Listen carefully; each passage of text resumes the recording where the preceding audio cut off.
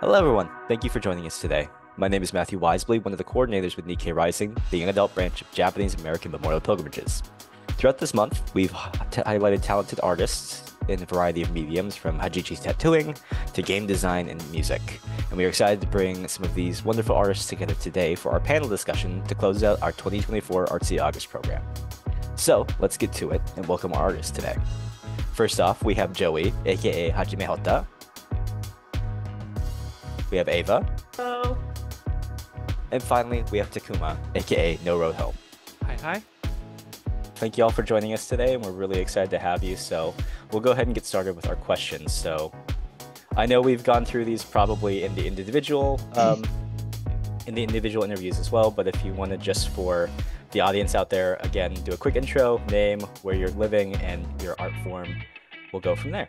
And so I'll pass it to Joey to start us off. Hi, my name is Joey. I can be found on Spotify as Hajime Hotta. I'm based in Torrance. I make music. I do a little bit of photography here and there. Music is probably my main thing though. I studied at Cal State Fullerton music composition. And now, for the last several years, I've just been focusing on composing and producing my own original stuff. Yeah, that's a little bit about me. So I'm Ava Kvapil. I'm born and raised in Long Beach, and I'm still in Long Beach. And I am a Hajicha practitioner, which means I practice the art of tattooing Okinawan tattoos called Hajichi, which is traditionally a women's practice on the hands and wrists and sometimes arms. So yeah, a little bit different because my practice is more of a Okinawan practice and not necessarily a Japanese practice. But yeah, I also have a background in art, went to art school in Baltimore.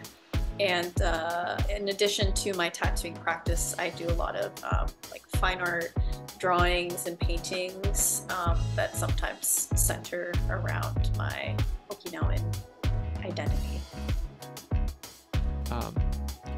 Hi, I'm Takuma. I use any pronouns. I am from Portland, Oregon. Currently, was born in Japan, lived in New Hampshire for a while, and my art form is tabletop role-playing games. Awesome. Thank you all for joining us. We're really excited to hear about how your art and identity intersect, which is actually a perfect segue into our first question. So what does being Japanese American, Japanese, Okinawan American, Uchinanchu mean to you? And whoever wants to start off first, go for it. It means a lot of things. I think that one of the biggest things for me is being interested in different cultures from when I was little. I've always been really interested in fairy tales and folklore and mythologies. And I think that combined with experience with a completely different country and what it's like to be there and live there, and having that mix of things really made the world a lot wider for me than it might have been otherwise. Being Uchinanchu, that's the Uchinaguchi or Okinawan word for an Okinawan person. It's a little different, obviously, than being traditionally Nikkei. I mean, Nikkei is not really a term that I even knew about growing up for some reason. I guess maybe because I didn't really grow up in a lot of Japanese American spaces being Okinawan, and my family is from Hawaii, and I'm also Yonsei, so fourth generation. So I think because of all those factors, I'm a little bit removed from kind of a greater community space and certain cultural knowledge. But yeah, being Uchinanchu is, yeah, definitely, it's interesting because a lot of it is kind of relearning stuff about your own cultural past, and because Okinawa and the Ryukyu kingdom was colonized by Japan, it has led to a lot of cultural erasure too, so it was a bit confusing growing up, even knowing the difference between Japanese and Okinawan, and being able to kind of explain that to other people and even to other Japanese folks. So it's kind of been a constant learning process of like learning more about what is actual Okinawan culture. And yeah, that is a big reason why I do Hajichi now, because it is, yeah, very distinctly our sort of practice. And I'm not sure if there's necessarily a lot of certain like Okinawan American things that I grew up with. Maybe just sort of a fusion of a lot of stuff from Hawaii, because there's so much like blending of cultures there. My mom is from there, so yeah, and again, I didn't really grow up with the Okinawan community here, so I think my experience is like particularly unique, but yeah, I guess that's what I have to say about that. That's cool. That's cool. I remember you mentioning that too when we met up the last time. Yeah, yeah. It's such like a unique thing, because for me, like I grew up, I'm half Japanese and half Filipino, but I grew up actually the opposite, where I was around a lot of kids who were like Japanese American, but they'd be like third or fourth generation, and like my dad kind of being from Japan, but also not speaking Japanese in the home. It was kind of just like I was just like, I felt like I was closer with it, but also at the same time, I felt even more distant somehow. Just, I think because there was that constant like dialogue going on of like, oh, like, am I more American, or am I more Japanese, or am I more like Filipino, or like, you know, just trying to figure that out, like kind of for myself too. And I'm similarly like the term Nikkei, actually, I didn't really grow up kind of knowing too much. A lot of the kids that I grew up around, I know were really involved in like the JA scene, where I know like FOR was like a big thing. Like being based in Torrance, I feel like it's a very popular thing for a lot of young kids in this area to be involved in.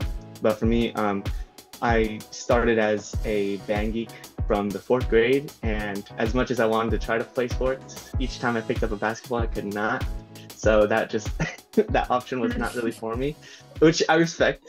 I'm not like bitter about it or anything, but it's more of just like a Nikkei identity thing. It wasn't something that I think firsthand came to me, but even to this day right now, I'm still like kind of in the process of like in that negotiation of like, you know, how much of me is like Filipino and how much of me is Japanese. And yeah, I don't know, maybe, and that's maybe part of it. Like that whole internal dialogue, I would imagine. Yeah, definitely. I think that's also part of what we hope to accomplish with this program and with Nikkei Rising in general, is talking about those intersections between identity as being Nikkei, Uchinanshu, JA, Japanese, Okinawan, and our other identities and other folks' identities. So thank you all for sharing all of that. But just keeping along those same lines, sort of, for folks who are mixed Nikkei, mixed Uchinanshu, mixed Okinawan, how does being mixed sort of impact how you feel about your identity? And does it potentially impact your art in any way? And then as a follow-up question afterwards, how do you feel about terms like half, hafu, or hapa? Yeah, that's definitely been a big thing in discovering and processing my identity has been that I'm also mixed. I'm half white, yeah, it's interesting because in Long Beach, there's not a lot of East Asians. There's not a lot of Japanese Americans or Chinese or Korean. There's some Southeast Asian, but there's a pretty big Hispanic population. And as someone with curly hair, which comes from both sides of the family, it kind of, yeah, looking ethnically ambiguous really throws people for a loop. And going to school, actually a lot of my like Hispanic classmates assumed that I was like Mexican or something. So it's kind of confusing a lot of the times when you feel like you like visually don't look like you know, the Okinawan side or even the white side, and you're kind of in this weird like nebulous space, and like other people of different races even kind of like see themselves in you a little bit, so you kind of feel like you don't really know like what spaces you belong in or feel comfortable in. And yeah, I think a big thing for me growing up was like feeling like I'm not like yaoan enough or Asian enough, even just for like certain Asian spaces. Yeah, so always feeling a little insecure, honestly. And a good amount of my friends were Asian, actually. A lot of like Cambodian, Vietnamese friends. Pretty multicultural, honestly. But yeah, just like even being around my Cambodian friends, being like, I don't know if you guys like feel like I'm like acceptable to be here, which is totally fair because, you know, I'm not Cambodian, so I can't relate to those aspects of their culture. But yeah, and then as far as like terms I would use for like being mixed, I honestly did grow up saying Hapa just because my family is from Hawaii, so that is pretty common there. But I've kind of since strayed away from that term just because I do have some friends that are Native Hawaiian, and there's kind of this newer movement of Native Hawaiians trying to reclaim that term Hapa just because it's kind of been co-opted by the like Wasian community of Hapa equaling just half Asians and especially just half like white Asians. So it's kind of like the term has kind of evolved into this thing that has nothing to do with Hawaiian culture anymore. So I feel like just out of respect, I prefer to now say like hafu or something if I'm talking with maybe like Japanese folks or Okinawan folks, or I'll just say half or mixed is fine. I'm pretty open. But yeah, I feel like Hapa, I feel like it's nice it's good that we kind of like know its origins, because I know a lot of people, like including my partner who's also half Japanese, half white, and he didn't know that Hapa was a Hawaiian word. And I feel like a lot of mainland like JA people have no idea of its origins. So I feel like it's really important that we talk about that more. I actually didn't know about that, the origination of Hapa either. Because till just now? Yeah, literally till just now, actually. That's Oh the my crazy God. part, because growing up, Yeah. like everybody would reference the term like, oh, are you Hapa, or are you like full like Japanese? And to me, like growing up around like other like Japanese American kids, it was just like, oh well, like I guess that's like the main distinguishing factor between me and them, I guess, where it's like both their parents are Japanese or Japanese American, and like my dad is Japanese and my mom is like Filipino. And yeah, no, I mean, but now I want to learn more about that. I feel like, yeah, growing up I was used to hearing that term Hapa. I do agree though, like as I got older, a lot of people, like I would hear it like co-opted into like this term to refer to people who were like specifically half white and half Asian, as opposed to half Japanese, which I originally thought it was, but then I got a little confused. So after a while, like whenever people would ask me, both in Japanese or in English, like, oh, like, what are you? I would just like very specifically say like, oh, like my mom's from here, my dad's from here, and then that would just kind of be like an easier way to kind of get past like that whole thing. But I think that it definitely is still kind of, I'm a lot more at peace with it now than I was when I was a kid. I think that growing up, it was a little bit more of a challenge because there would be a lot of code switching, like being at like a Filipino party and then having to immediately go to like, you know, like being on a phone call with my grandma or something. And then there was like the language barrier as well. But oddly enough, I do feel like because I've learned more like Japanese and I have learned any like Tagalog, there definitely is, I think, a more closeness with like my Japanese side. How I feel like that impacts my art, I feel like it kind of ends up bleeding into like a lot of the music that I make, just because in seeking like that kind of identity, like I've started turning to more Japanese artists and wanting to just find more inspiration that way to just kind of, I guess, evaluate myself like within like the scope of like this different culture kind of thing. Like being, you know, around like a lot of like American music all the time here in America, obviously, it's you like kind of start to understand a little bit more of the flow, and then I feel like there's more of like a culture shock when you first listen to Japanese music and you're like, whoa, this is different. But I mean, like growing up, I remember watching the Studio Ghibli movie, so I started there when I was in undergrad, and I just like started listening to like a lot of those soundtracks on repeat. And then there are a couple artists that like I've been listening to a lot of, and I feel like without intentionally trying to say like, oh, I'm gonna make this song sound exactly like this artist, it kind of ends up like my ear will kind of start preferring certain chord progressions or certain melodies just because they feel reminiscent of a certain feeling that I would get from like that music. And I don't know, I think that's the cool part about it. I feel that on the Filipino side there isn't as much connection yet, but it definitely similarly to what you were saying, Ava, like it feels like kind of a constant like struggle. You're like, okay, I'm gonna focus on this, oh no, but like there's this other side of me that's like, you know, I need to pay more attention to or give more love to, and it's just like that constant like a constant conversation. And it's interesting too because like just in living life now, like my partner is Mexican, and I feel like she like with a lot of the dialogue that we kind of go through, it just further reminds me of the fact that like I'm mixed, because I'm like, oh, like she's entirely different like culture than me. Like there has to be like a lot of like discussion to kind of find this like middle ground at times, just to like, I don't know, like be on the same page or to understand one another.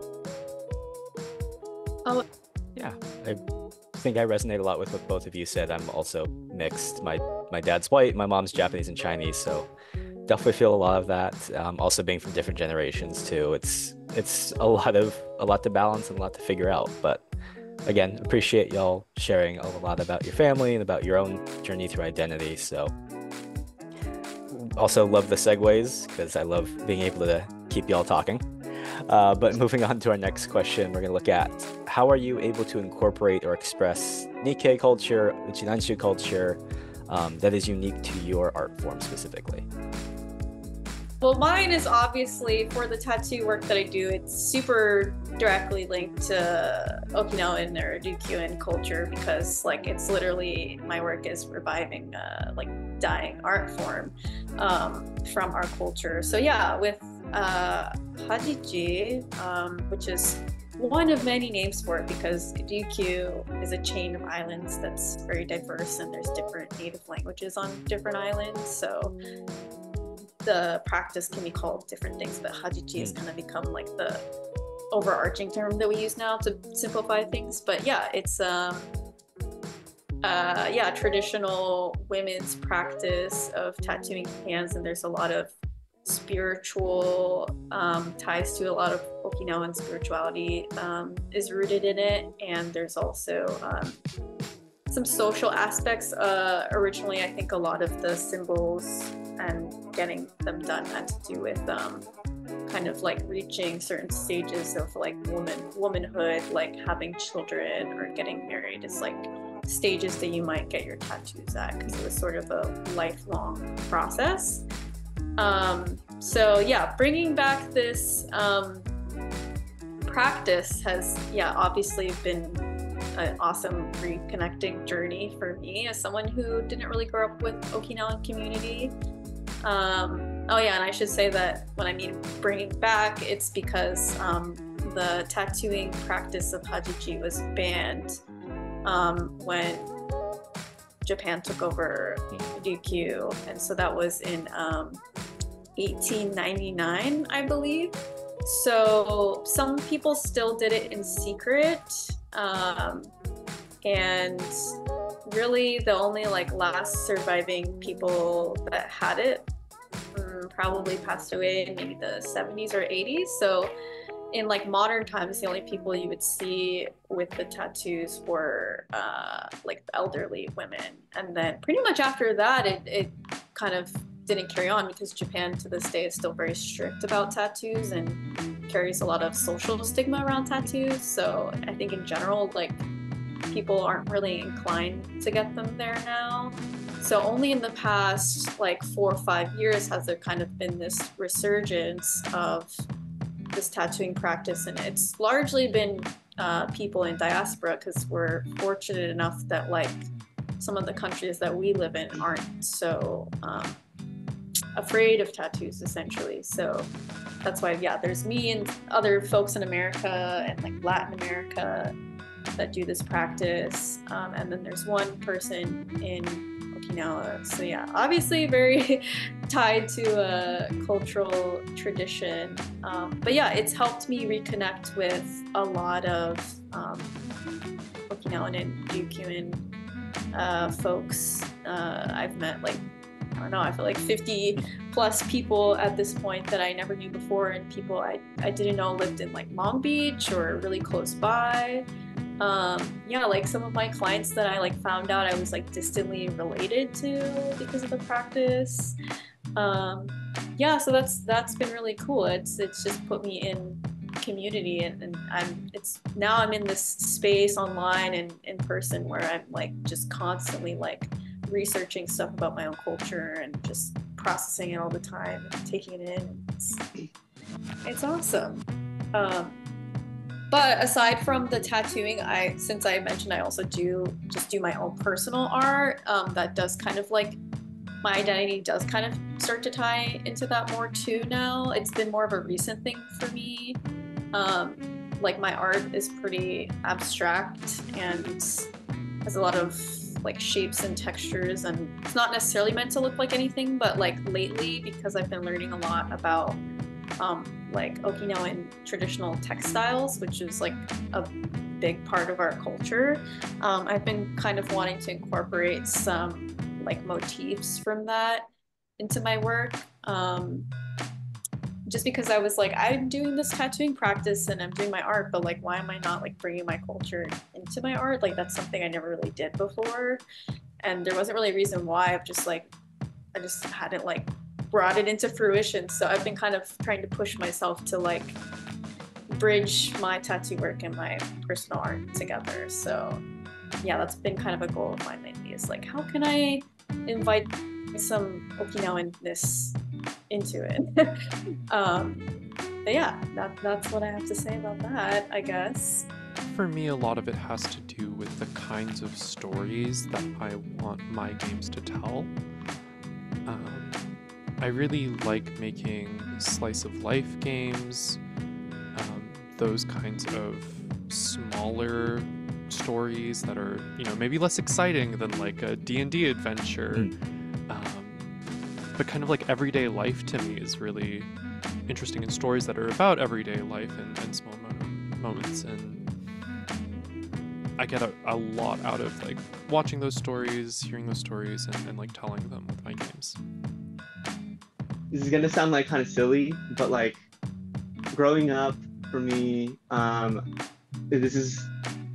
promise I'm gonna answer a question. I'm gonna get there.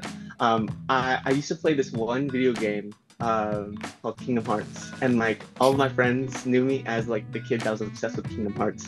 And I don't know if you played it, but essentially you're like a little boy and you play alongside like Disney characters and you defeat darkness. Like that's like the whole thing. As I got older, I would like, play it like from time to time here and there. And then like it came time to like kind of evaluate like, okay, like from an artistry, for music, how do I want to approach this? I got to a point like while studying, my like composition course was a lot more oriented towards like going into like very serious like avant-garde classical style composition, like 1960s and onward European, Western European style, like avant-garde style composition. And like, I think for me, the biggest thing was like, I invited my friends and invited my family to go see one of my performances, and they walked out of that like that recital hall and they're like, it was good, I guess. And there was like this very clear like disconnect. And for me, I think that was the thing that triggered it and changed my mind immediately, where I was like, yeah, this isn't working for me. I need to like figure out how I'm going to make music that at least will resonate with the people that really matter to me, kind of thing. And then I started kind of going back and going through like all these several steps of like, okay, well maybe if I like because I was really close friends with Robbie in undergrad. So I was like, well, maybe if we just like go down this hip hop path, maybe that's going to be fulfilling. And then I kind of went down a little bit and I realized like, oh, this isn't quite me. More so lately, I've been getting into anime, just like watching anime again. I didn't go to AX this year, but next year I actually really do want to, because it's become like my new like kind of driving force that I'd like to have one of my songs like in an anime opening. And also this doesn't come from nowhere, because like as a kid, in addition to like the Kingdom Hearts obsession, I didn't actually listen to a whole lot of music on my own. So I got like a lot of my music references from my sister, who was like super into like at the time I knew it as like alternative or punk rock, and now I think it's known as like emo rock. And so I felt like I already kind of had an ear and desire to make music or listen to music within like kind of this energy sphere. And so when like watching anime and like starting to like listen like deeply to certain tracks, I think My Hero Academia was for sure like a top one for me as far as like sonically what kind of direction I'm trying to chase, with that kind of mix of like orchestral things and like more modern like rock band type things. I also recently started watching Jujutsu Kaisen, and I was like, whoa, this is wild. I don't know if y'all watched it. It's kind of crazy. I finished in 4 days, or caught up in 4 days. And it's like 2 or 3 seasons, or 2 seasons and a movie, I think, at that time. But I think they're starting to release new episodes now. Anyways, point being, I would say that's kind of how I'm incorporating it into like my art form. I've been doing this challenge for myself lately, just trying to like make a song every single day for 30 days. And I found that, well, for one, the original intention of like doing the challenge is just because I wanted to get out of rut. I wanted to just like very quickly get a lot of ideas out and going.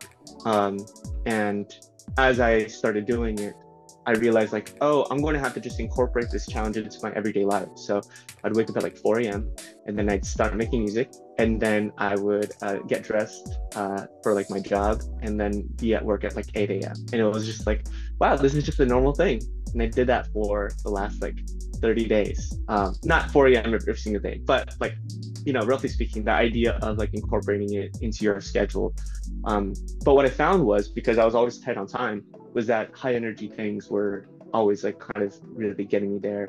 And listening to a lot of other artists from Kingdom Hearts. There's an artist, Utada Hikaru, that just really, really love them. I'm listening to them for a minute now. Then one of my cousins got me into this other band, Suck on Action, that I really liked. I mentioned earlier, I was like rewatching like the Studio Ghibli movies over and over and listening to like those tracks while I was in undergrad. I feel like that, I would say, kind of encompasses a lot of like my main influences as of right now, like on that front. There are like other like artists that are not Japanese that, you know, do also influence my sound. I would say like on my Japanese side, and kind of with intention of the desire to create music that would be akin to anime music, or could like propel me into that direction though. I feel like a lot of my sound has been really inspired by like those, I would say those 3 artists for sure.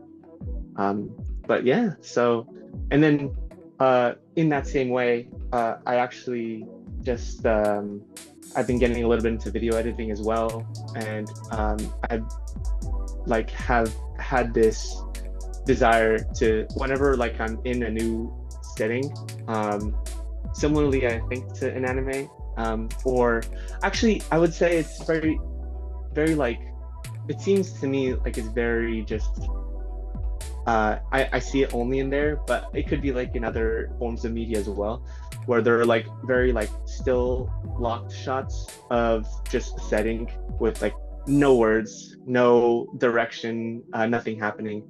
But you just kind of get a chance to like just soak in like whatever the ambiance is. And so like I'll often bring around like a tripod with me, or if I'm riding in a car and I'm not driving, on Passenger Princess, then I'll like get my phone and I'll hold it up against the window like while I'm driving or while someone else is driving, and literally just click record and like focus, like autofocus on whatever like light source, just so that I can get a very like still shot. And throughout the 30-day challenge, I was like implementing that like as I wanted to like share it on social media. Long story short though, like I still really enjoy doing that sort of thing, because then like later on you get to like 11 p.m. at night and you want to reminisce on your old past memories. And I feel like it's a really effective way to just also like, I don't know, have those pieces for you, like, oh wow, like this is a really beautiful setting and I got to see it, you know, and to just kind of like revisit that memory and then kind of quickly like kind of step away from it again. Yeah, I think it's really cool to see how folks incorporate identity into the work that they do, whether that is artistically or their everyday life. So thank you all again for sharing. But moving on, we've got our final question for the day. So how do you feel about representation of Nikkei, JA, Okinawan, Uchinanshu artists in the US compared to the representation of Japanese national artists? And do you feel it's skewed towards one or the other, maybe? I guess for like Okinawans, it's a little like unique again, because they're already kind of like less in the conversation in general, because either people aren't aware, or people kind of like Okinawans themselves will kind of pull themselves into just like I'm Japanese. So yeah, I feel like a lot of the times like people kind of like downplay Okinawan identity. So I would definitely say in general it's kind of lacking. Like something recently-ish that I found out was that so one of my Hajiji clients, her brother is the director of Shang-Chi and the 10 Rings, is that what it's called? The Marvel movie, the Asian Marvel movie. And he's I mean, they're very mixed, but he's Okinawan, part Okinawan. And I was like, whoa, I didn't know that. I didn't know there was like a Okinawan that made a freaking Marvel movie. So I feel like that, I don't think that's really like openly out there in the media. So in that sense, like, like there's a lot of like covert Okinawans doing a lot of things in creative spaces that we just don't hear about. And in terms of like, compared to like, I don't know, like Japanese nationals, or I don't know, I don't even really hear that much stuff about like people from Okinawa and in Okinawa doing stuff as much. I mean, maybe now that I'm very tapped in with Okinawan community stuff, I definitely follow a lot more Okinawan artists in terms of like traditional arts, but not so much with other stuff. Although I do know that there's a lot of famous Okinawan like artists or musician, like music artists, that again, I feel like you wouldn't really know right away. Like what's her name? Like Namie Amuro or something, like really big pop star. Like she's from Okinawa back in the day. Who else? Like Orange Range, who did like the Bleach songs and stuff. Like they're from Okinawa. I feel like there's a lot of famous Okinawan artists that did a lot of anime music, but like you don't necessarily like know that unless you like seek it out. Maybe like the average person might be like, oh, and another Japanese group, but like technically, there is a difference there. So I guess in general, I think there's like a lack of representation just from all fronts of like knowing. So that, I guess that's my personal perspective on that. Yeah, no, I mean, I'm in a similar boat actually, where I think my like the scope of my understanding with Japanese American or Okinawan like artists in and how their effect is or impact is on America. Like I don't see it necessarily like too much in mainstream, let's say like mainstream pop top 40s. Like within that frame, I feel like it's not something that I feel like I really see too much. as a sidebar, like I know, for instance, like with Korean Americans or like Filipino Americans, they might see like Bruno Mars or Anderson .Paak and be like, "That's my guy." But like there hasn't been, I think, that feeling for me like within the top 40s realm. Separately, I think that depending on, and I feel like this has only come about because like maybe going along with how much time I spend on social media, but I recently found this new artist who's, I believe, Japanese American, but he did like a tour in Japan recently, and he's like super like film nerdy. Like he doesn't have like your typical like pop star look. He has like long hair and glasses. His name is Ginger Root. Highly recommend, by the way. Ginger Root, very funky, like city pop style music. I think he calls he refers to his music as elevator pop. But it's Nice. very like very quirky. I think he might be one of the main like kind of like Japanese American artists that like I found that really I see a lot more and making a lot of moves. But even then, like I wouldn't necessarily see, I would see him as more of like an indie artist as opposed to like kind of pervading on like all of like American culture. Like I think it still is I wouldn't necessarily see a lot of that kind of representation in American culture, because I don't feel like that's necessarily part of like the main conversations that happen. Which I don't necessarily feel like, you know, maybe I'm 100% aware. Maybe there are other people that are out there that I haven't known about. But in specifically the art side, there aren't many people within like the JA community that I've seen really yet. I'd love to see more. On the side of like Japanese national artists, aside from the few that like I personally just kind of follow like in the background, I'm not really certain how their effect is here either. I have a couple friends who did go to Anime Expo, and they do like covers of a bunch of like anime music, and I know that like with them there's like a lot of songs that like I think because they do the coverage of, it helps like spread like that kind of effect for. Actually, I'm sorry, I'm gonna backtrack really quick because I lied. Because I just realized I went to this concert for this Japanese band, YOASOBI. They did music for this song called Idol, which was I know very popular for a minute there. I think last summer, I want to say. But I got to see them at Head in the Clouds last year, and then this year I got to like work at one of their like concerts as helping like the camera team, and I know that definitely their audience for sure is like very big here. I feel like if anything though, that could be just a translation or transference of like that kind of hyper pop style being super popular in Japan, and a lot of people here also kind of being part of that community. But I definitely feel like it follows like with whatever like communities are around, you know. Yeah, it's really interesting because tabletop games are such a small field. I do think that like a lot of contemporary art, there are a surprising number of Nikkei in like contemporary art and like photography and sculpture, which I think is really, really cool. Tabletop games are really small. Like Japanese games aren't super popular over here. But I would say that like, I don't know, like people think of games and they think of video games and they think of all of these like Japanese studios, and it's like kind of a weird thing. Like you have to argue with people online about like authenticity and stuff, and like, oh, you're not Japanese, you're not real Japanese, you don't live there. And I think that's always been kind of weird to be like, no, but like I've been there a bunch, like my family's from there. It's you don't know what you're talking about.